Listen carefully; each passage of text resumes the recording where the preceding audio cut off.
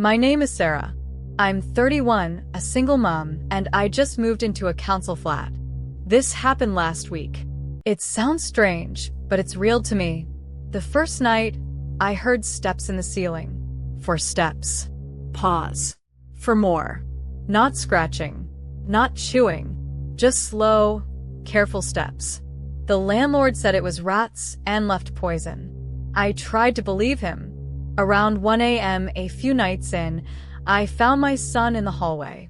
He was half asleep, head tilted up like he was listening to a TV inside the plaster. "What are you doing there?" I asked. He didn't answer. He just gave me a look that froze my blood for a second. I pulled myself together and took him back to bed. 2 nights later, I caught him at the front door. He had a chain off and was turning the deadbolt in his sleep. I whispered, "Where are you going?" His head snapped toward me. His eyes were red, hot-looking like embers. "He's calling me to come collect my football," he said. Then his knees buckled, and he fainted. I rushed him to A&E. They ran tests, said he was fine, and discharged him after a couple of days. No clear cause. Ani, everyone calls her that, came to see us when we got back. When I said rats, she went quiet. She told me other kids in our stack had started sleepwalking to the door after someone called them for things they liked. A game, a skipping rope, a ball. Those families moved out fast. One kid's photo appeared on the news later. No details, just a date. I asked myself if this place was haunted. I asked if my son could be possessed. I hated that those thoughts even made sense. In the daytime, I noticed the neighbor's son. Thin, maybe 16. He hangs around the stairwell and stares up at the corners like he's studying the building. That evening, I saw him barefoot on our landing, hands set in the top corner of the wall, like a climber testing a hold. He looked steady, like he'd done it before. At night, the ceiling felt warm where the steps moved. The pull cord light in the hallway flicked once, like something passed over it. Then a whisper came through the vent above our doors. It was a boy's voice. "Close. Too close. Come get your ball," he said. He used my son's name. My son sat up right away and walked toward the door like he was being pulled on a string. I tried to hold him back.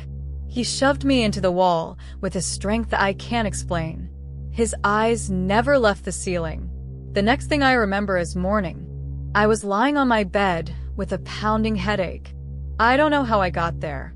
The following night, around 12:30, I heard a soft tack sound and a quick breath through teeth at the door frame, like skin peeling off paint. Then the same whisper, tighter now. "Ow. Don't do that." In the morning, faint red lines crossed both my son's palms. He said it was from pee. It was Sunday.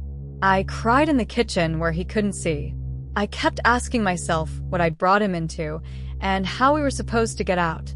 The next morning, blue bottle flies covered one patch of brick on our side of the block, like they'd chosen that square and nowhere else. The council checked bins and drains. Nothing was there. By night, the steps were back, stronger, like a final push. 4. Pause. 4. I woke to the pacing and pointed my phone light up. He was there, above my door, flat to the ceiling.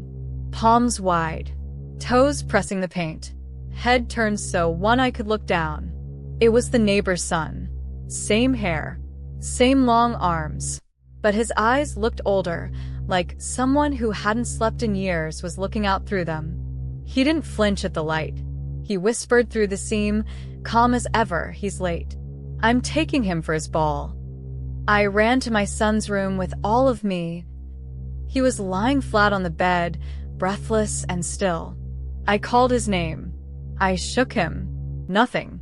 The quiet in that moment is something I can still hear. Now I'm here alone. I don't know where to start. I don't know where to go.